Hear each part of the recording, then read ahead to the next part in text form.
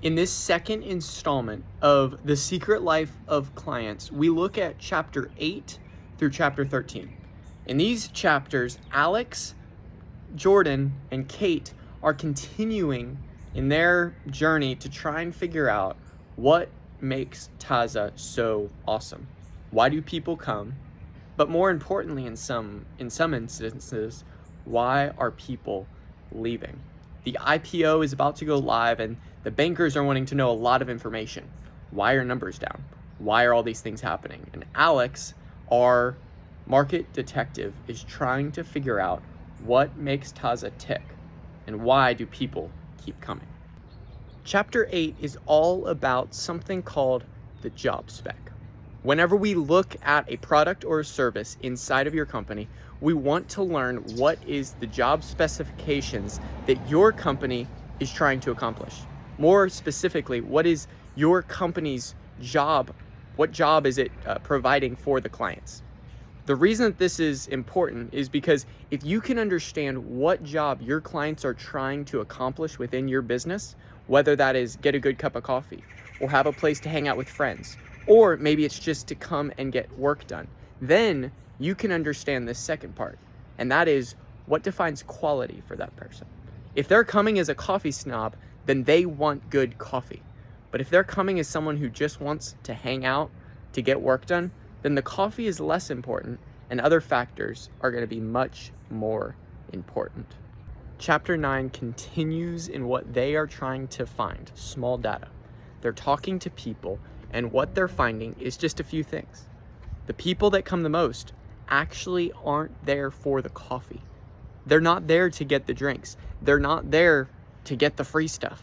They simply want a place to come. They want a place to interact, a place to get work done. There was a program that Taza had rolled out. It was all about trying to figure out what you liked, and then if you bought enough stuff, you would get something for free. But what these clients were showing is that this actually didn't make them feel seen. It made them feel unseen because they weren't there for the coffee. It felt too gimmicky. They wanted real relationship. They wanted authentic connection with the people they were meeting there. Or they wanted a place where they didn't have any expectation, no expectation to buy something. Oftentimes, in a few situations, the only reason they would buy something is because it felt like they were renting the table.